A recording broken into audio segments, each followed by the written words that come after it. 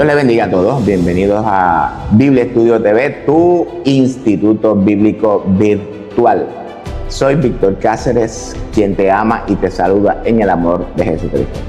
Bienvenidos nuevamente a nuestro estudio bíblico expositivo del profeta Malaquías. Hoy continuamos con la tercera parte de nuestro estudio. Dios ama a Jacob y aborrece a Esaú. Y esto lo encontramos en Malaquías 1. En las primeras dos partes ya hemos explicado expositivamente los versos 1 y 2. En el video 58 estuvimos explicando lo que aconteció entre Jacob y Esaú. Y hoy vamos a descubrir que dicho suceso causa que Dios ame a uno y aborrezca a otro. El suceso lo encontramos en Génesis 25, el cual continuaremos explicando hoy. Este suceso está atado al verso 3, el cual empezaremos no hoy, pero lo empezaremos hoy, pero lo terminaremos en el siguiente video. Como siempre, para el beneficio de los que no han podido ver el video número 58, traigo un resumen concentrado, ¿ok? Bueno, aprendimos que en el pasaje de Malaquías 1 y 2 y 3, Dios afirma: yo os he amado, señalando un amor que trasciende el tiempo pasado, presente y futuro. El texto, aunque traducido en presente, en hebreo original está en pasado, subrayando que el amor de Jehová por su pueblo es un amor eterno. Históricamente, ese amor se evidencia principalmente en la liberación de Israel del cautiverio en Egipto, un acto de redención que incluye tanto a los israelitas como a los gentiles. Esto es bien importante, simbolizando el traslado de la esclavitud del pecado hacia la tierra prometida. Y esta tierra prometida, en otros estudios ya hemos definido. Esa tierra prometida es espiritual, la cual la Escritura la revela en el Nuevo Testamento como la mente de Cristo. Espero que vayan entendiendo. Espiritualmente, ese éxodo prefigura la liberación de la naturaleza pecaminosa mediante la obra del Mesías, llevándonos del dominio del mal a la nueva vida en Cristo. La profecía revela la tendencia humana a olvidar las obras de Dios y a vivir religiosamente, perdiendo de vista la verdadera enseñanza y el conocimiento divino. En el contexto de Esaú y Jacob, Dios pregunta: ¿no era Esaú hermano de Jacob? Y afirma: a Jacob amé y a Esaú aborrecí. Bueno, lo que no debe de interpretarse como un favoritismo literal, sino como una preferencia espiritual. Dios escoge lo santo y rechaza lo profano. Lo santo y lo profano son dos opuestos de la Torá. Más adelante hablaremos de estos opuestos o extremos también conocidos. Esaú representa la naturaleza humana impulsiva, terrenal y rebelde, mientras que Jacob simboliza la búsqueda espiritual y el deseo de agradar a Dios. El conflicto entre ambos ilustra la lucha interna entre la carne y el espíritu en cada ser humano, como Gálatas nos lo dice. El nacimiento de los gemelos, donde Jacob nace agarrando el talón de Esaú, anticipa el tiempo del talón del Mesías, una era de confusión y de crisis espiritual, pero también de un despertar espiritual y de redención. También hablamos de habitar en tienda, como lo hizo Jacob. Representa a la vida de fe, desapego de lo material, de la búsqueda de la presencia divina. Dios rechaza la naturaleza rebelde de Esaú, no a la persona, destacando la importancia de someter esa naturaleza rebelde a la voluntad de Cristo. Así, el texto enseña que el verdadero amor y elección divina se relacionan con la disposición espiritual y el deseo de vivir en comunión y glorificación con Dios, más que con méritos humanos o con un linaje literal. Y si usted está interesado en conocer todo lo que aprendimos en el estudio. Si usted no ha visto el estudio del video número 58 del 2025, mi exhortación es que lo escuche para que ensanche su territorio espiritual. La profecía de Malaquí está escrita usando figuras simbólicas, por tanto, debemos de interpretarla de la misma manera, como siempre se lo he dicho, esperando que hayan, ¿verdad?, discernido el mensaje. Continuamos con el estudio de hoy. Así que, adelante con el estudio de hoy.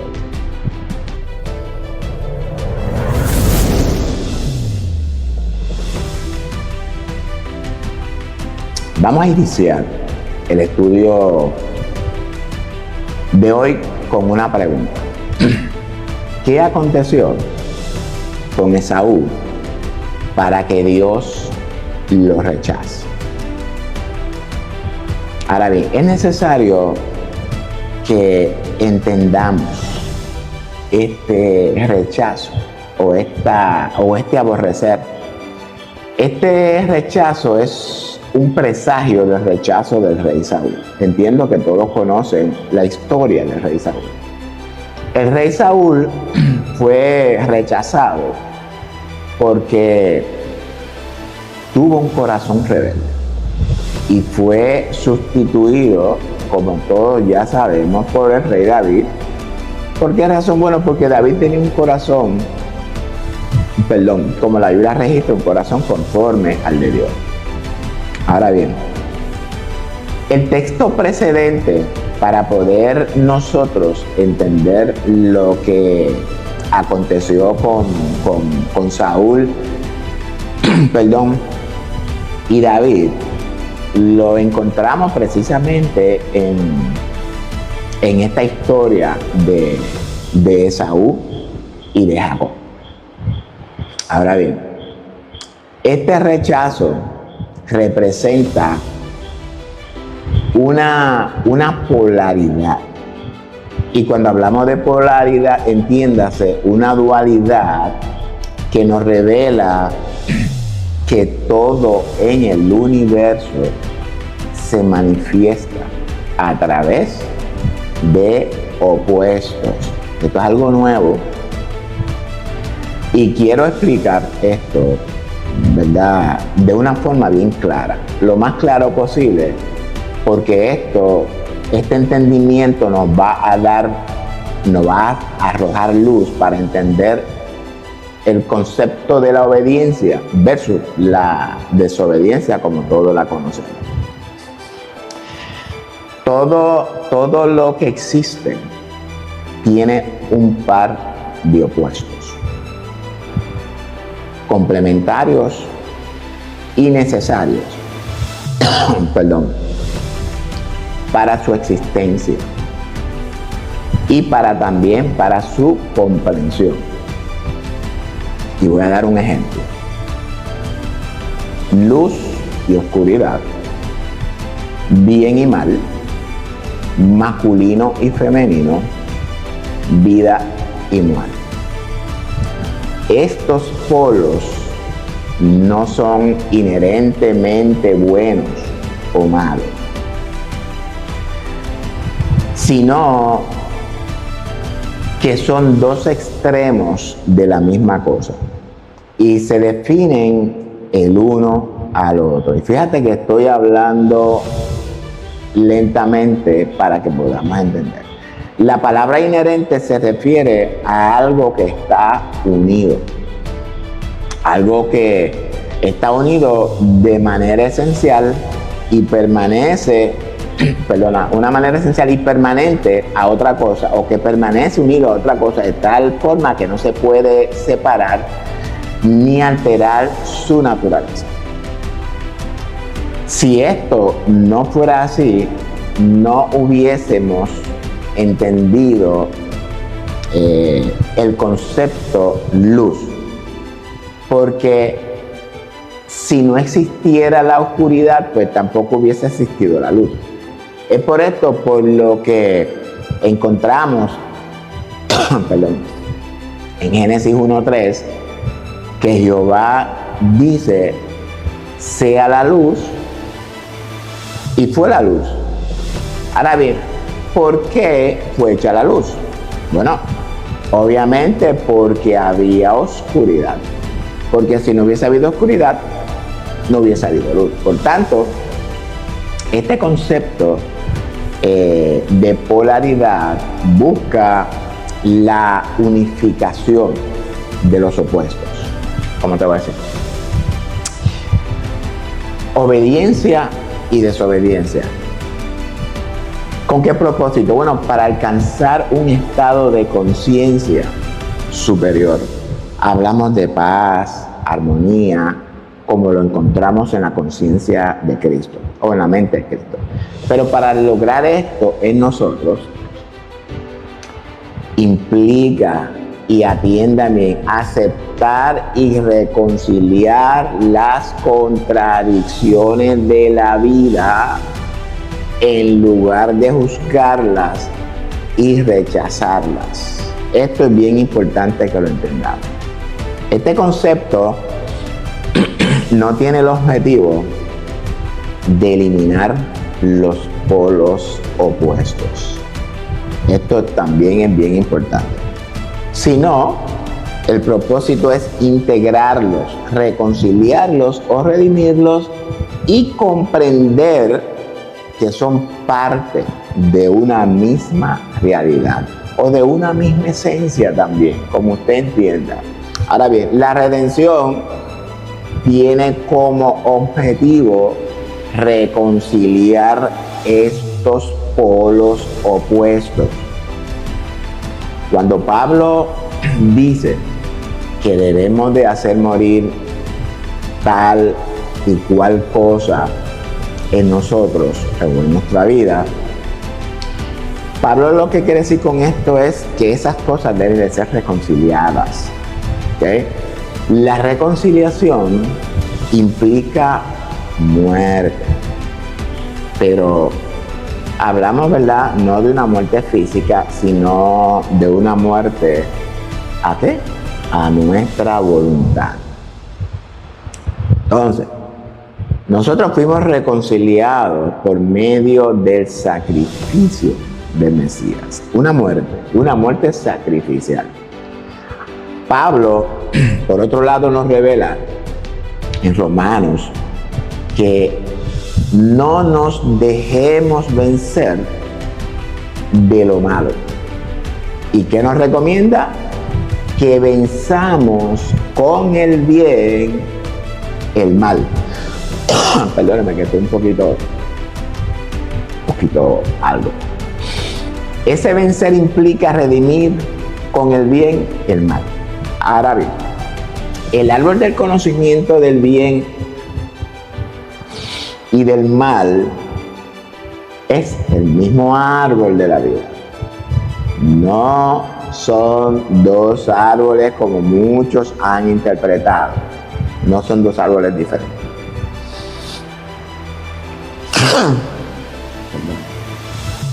Ahora bien, el bien y el mal son los dos opuestos del árbol de la vida. El árbol de la vida es un símbolo en la escritura de la Torá de Jehová, para que vayamos entendiendo. Cuando la obedeces, engendras vida eterna. Cuando la desobedeces, engendra muerte, juicio y castigo, ¿verdad? Porque usted es un desobediente a la Torá o a la ley o a los mandamientos.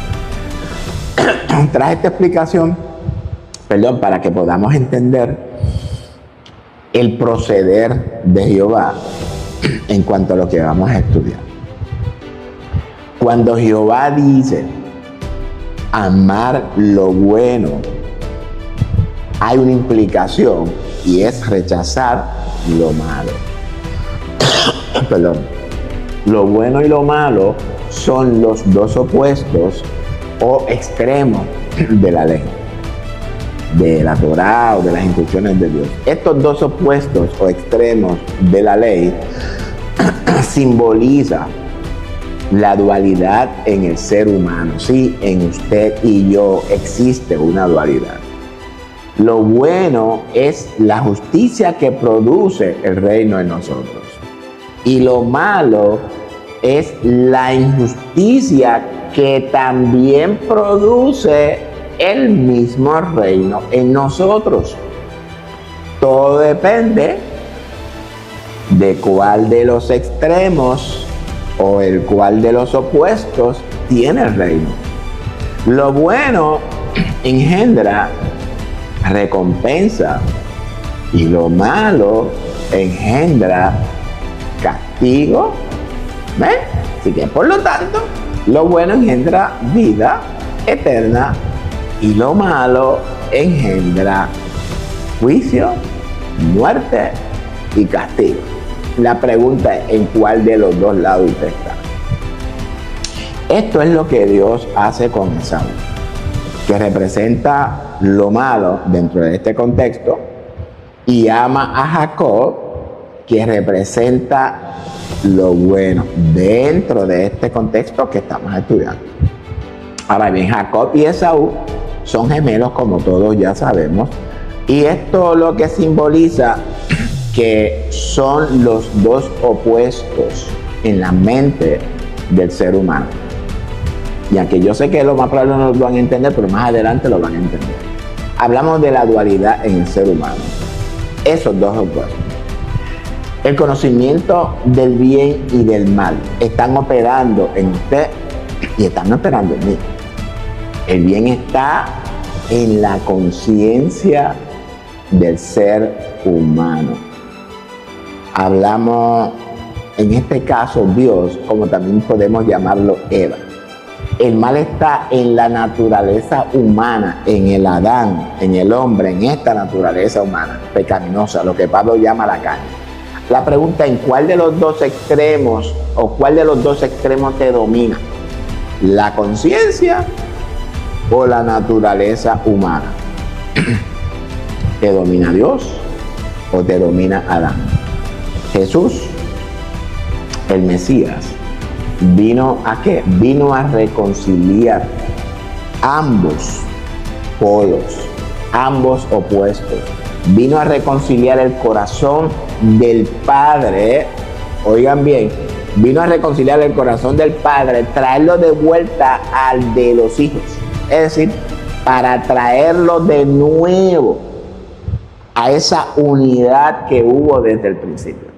Jesús dijo que nos pusiéramos de acuerdo con nuestro adversario.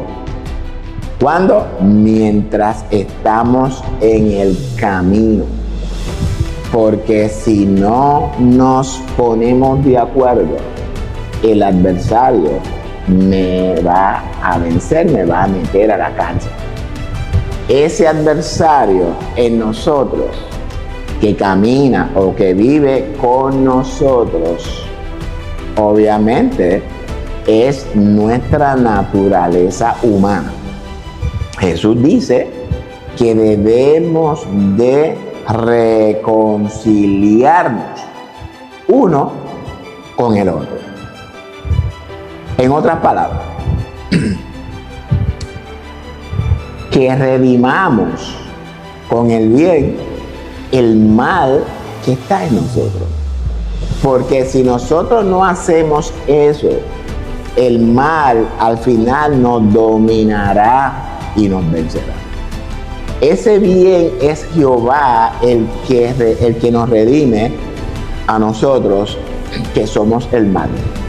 Y espero que estén entendiendo. Ahora bien, es importante que entendamos que Dios no está haciendo acepción de personas, ni está siendo parcial con Jacob. Bien importante que entendamos esto. Dios, que es la misma ley, es imparcial. Es decir, Dios no hace acepción de personas, ni tiene nenes lindos, escogidos. Dios escoge lo santo en Jacob y rechaza lo profano en Esaú. En otras palabras,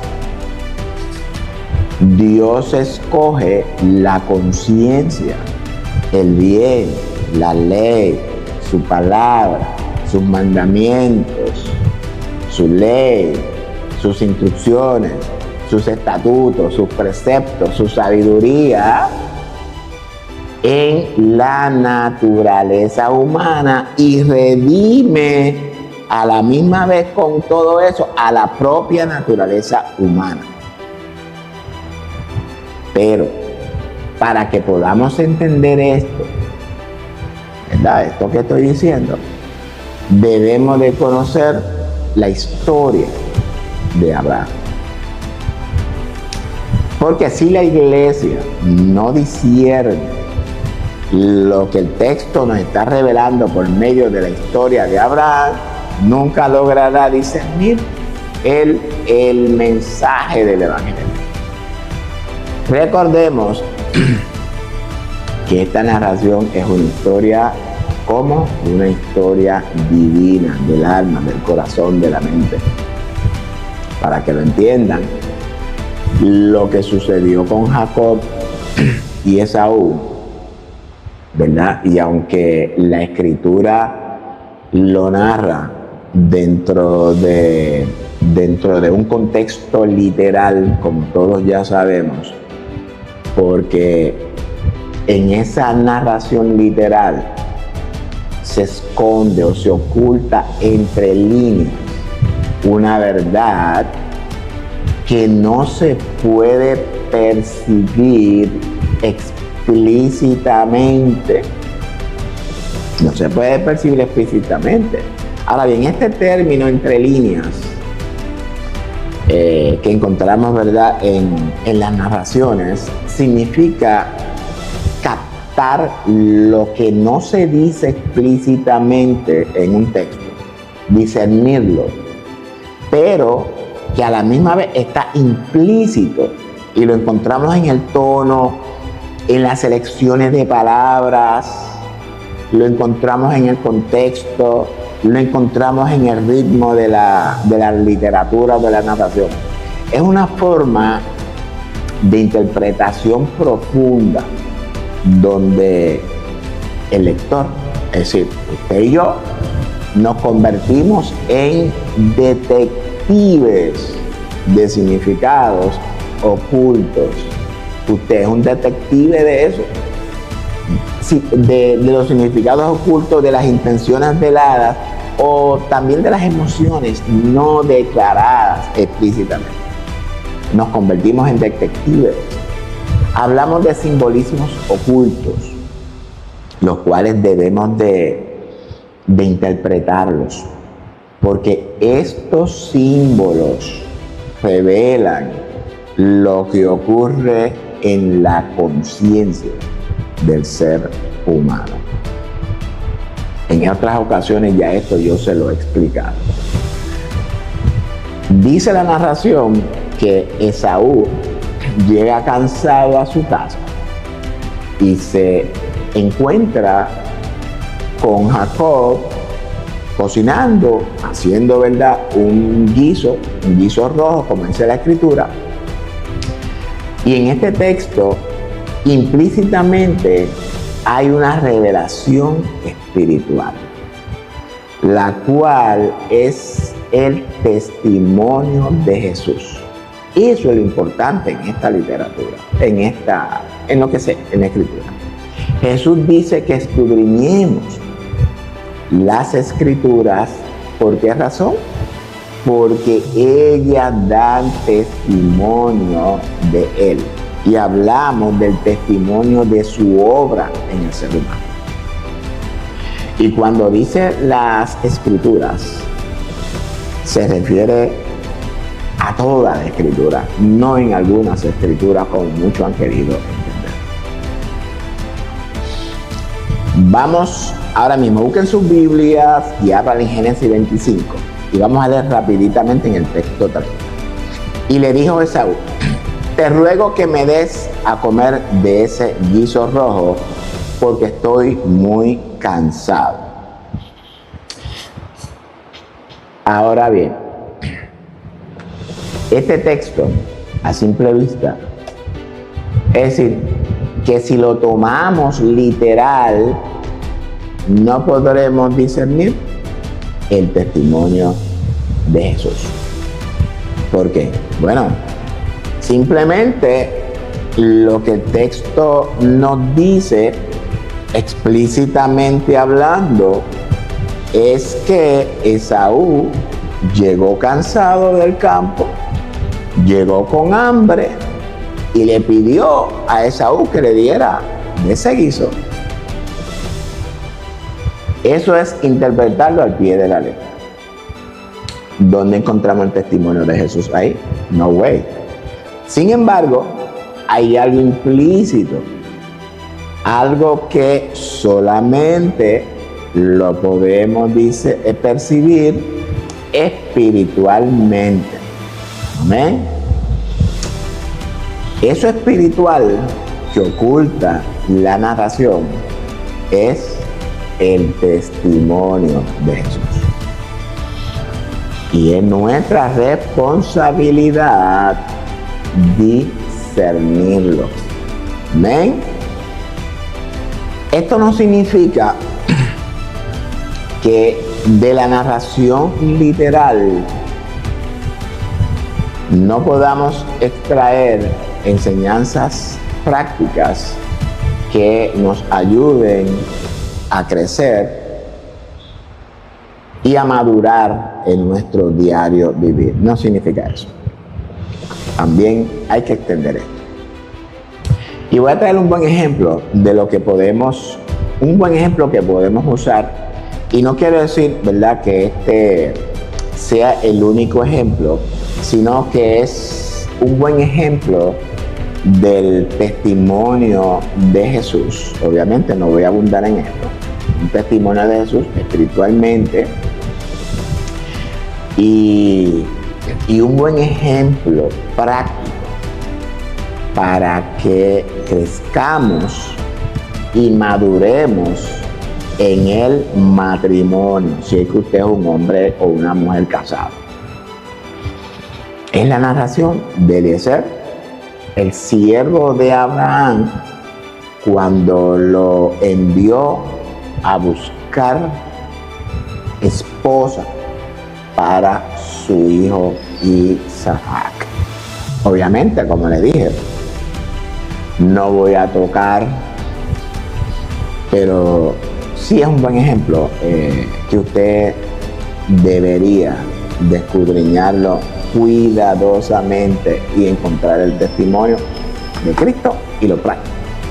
Volvamos al verso 30. Dice: te ruego que me des de comer de ese guiso rojo. ¿Por qué? Dice: porque estoy muy cansado.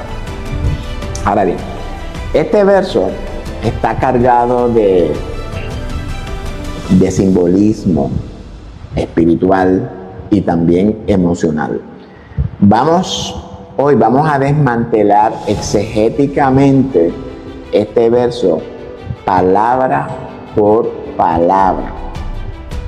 Si sus maestros no hacen este ejercicio, con todo el respeto que ellos se merecen, no son buenos maestros. Y me perdonan. Solamente me voy a enfocar en el mensaje implícito, espiritual, que el texto nos está ocultando a simple vista. No voy a entrar en lo práctico, o por lo menos no voy a entrar en lo práctico en su totalidad, porque hablamos de una enseñanza totalmente diferente. Esa es otra enseñanza. Ahora bien, dice Esaú: te ruego.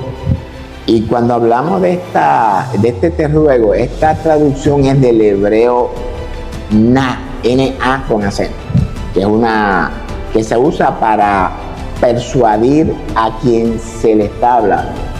¿Ven? Esaú está persuadiendo, o pudiésemos decir también está convenciendo a Jacob para que le dé de ese guiso, de su guiso rojo, porque Jacob lo estaba preparando. Esaú dice que estaba agotado y hambriento. Esaú elige satisfacer su necesidad física, su necesidad carnal momentánea, en lugar de valorar su primogenitura, la cual incluía herencia doble, amado, liderazgo familiar y la bendición espiritual ligada a la promesa dada a su abuelo Abraham.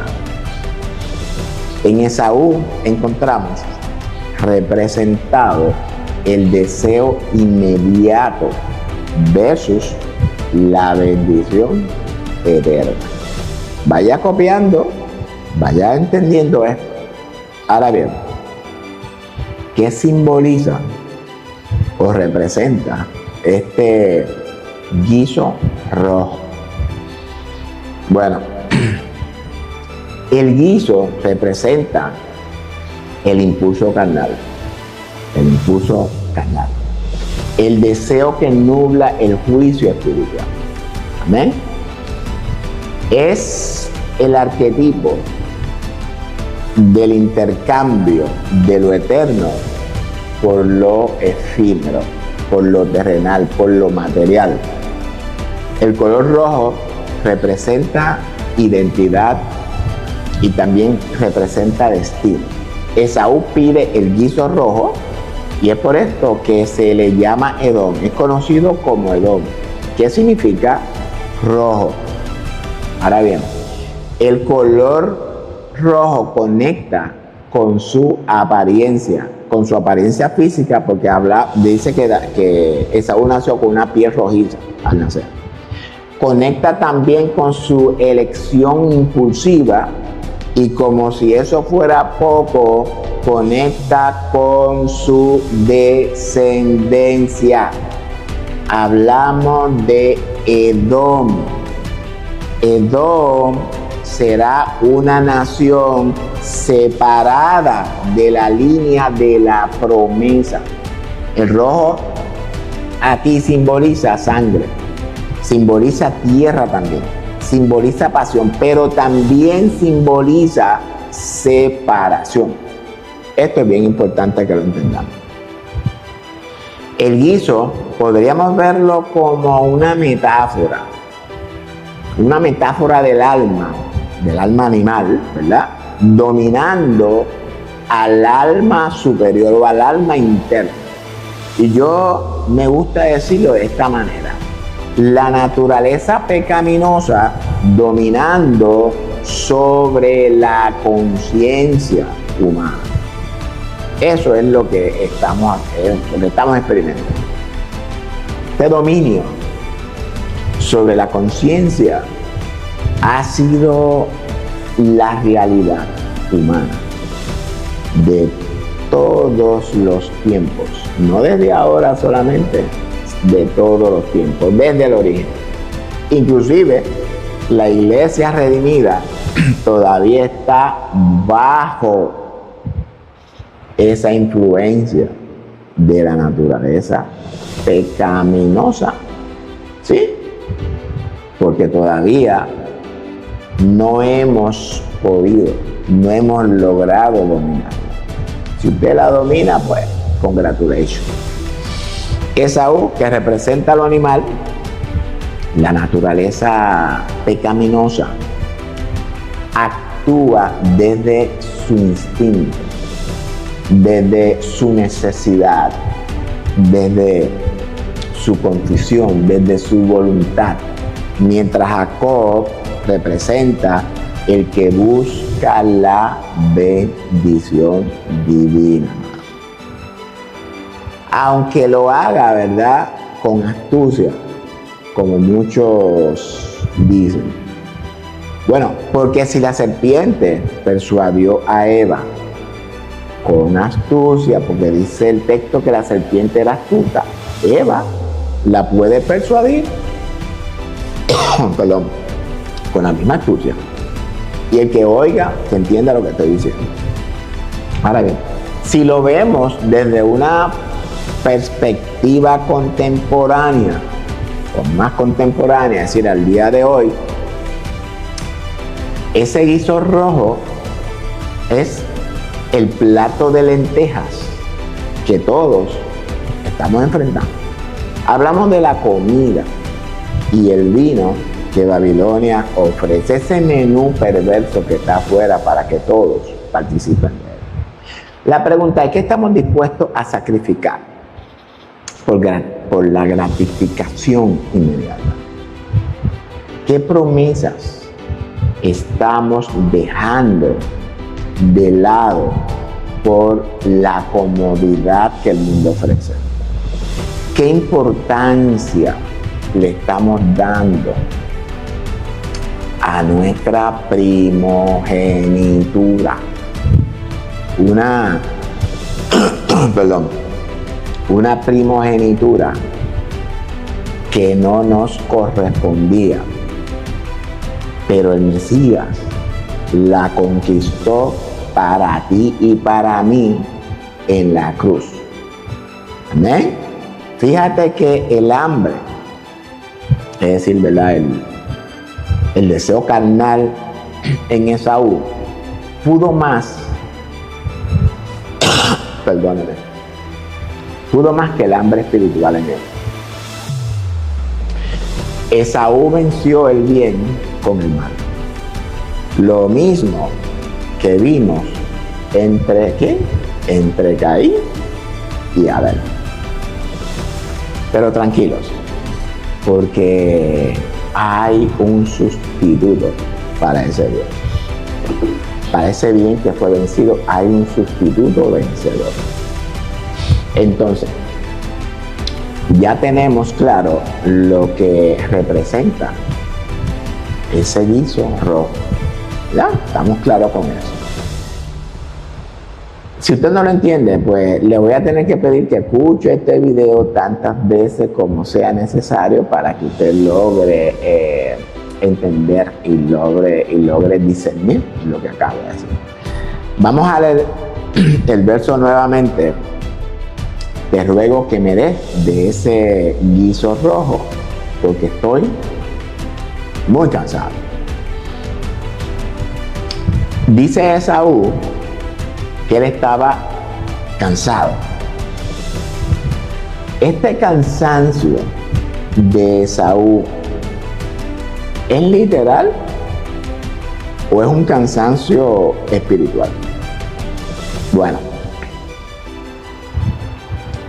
de acuerdo con el texto, ¿de dónde viene Esaú? Bueno, el texto dice que Esaú viene del campo. El campo simboliza, dentro del contexto escritural, tierra de pecado. Recuerden la tierra de Moab, es Ruth. Por tanto, no podemos considerar ese cansancio como un cansancio literal, porque ese cansancio es una clave hermenéutica, teológica, al igual que también es el término campo, y debemos de interpretarlo,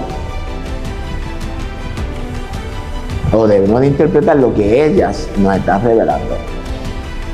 Si nosotros no lo hacemos, si nosotros no lo interpretamos, habremos perdido el testimonio de Jesús que Dios nos quiere revelar en esta historia.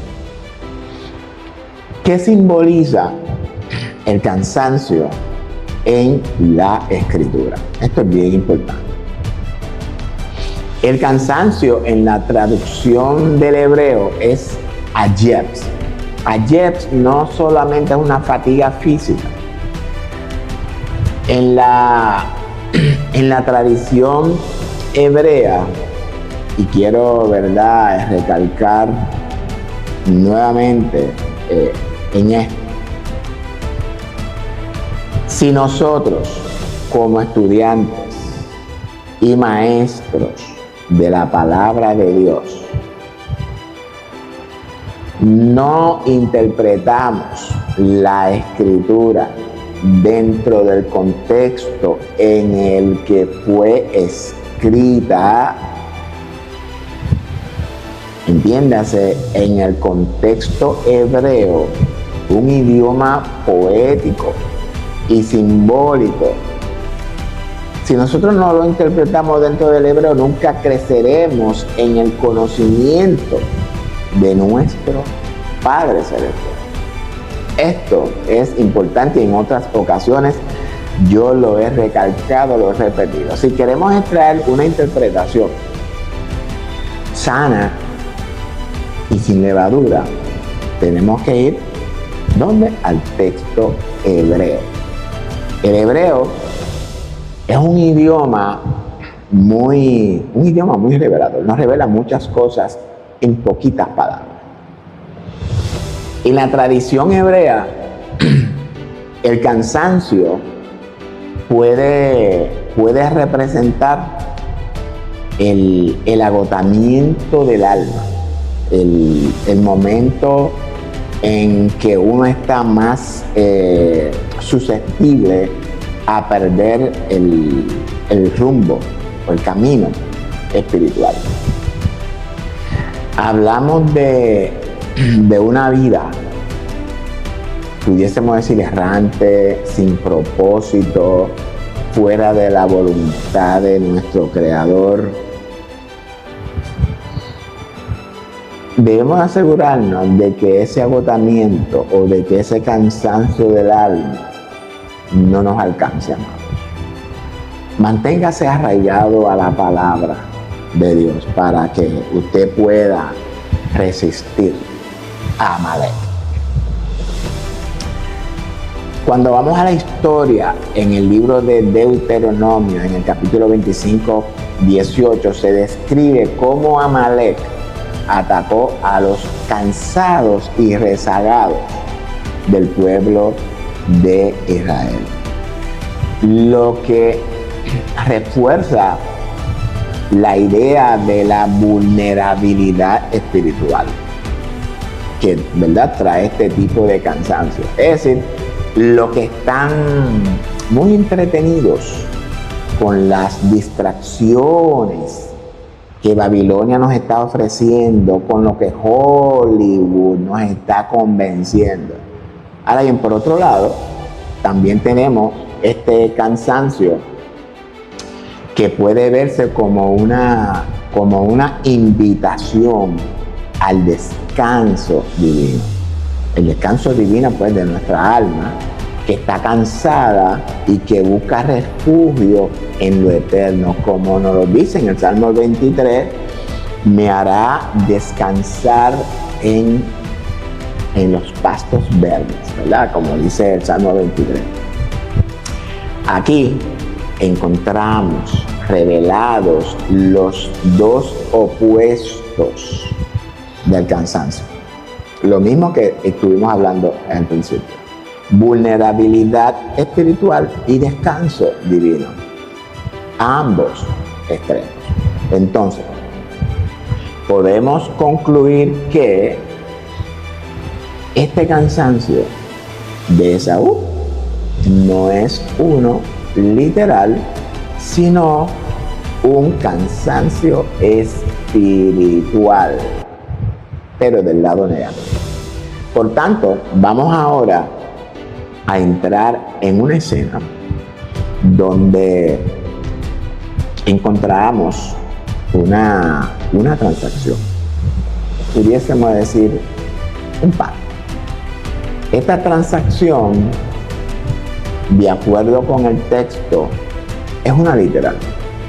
Sin embargo, como ya hemos aprendido, esta transacción revela implícitamente el testimonio de Jesús. Estamos claros en eso y lo vamos a ver.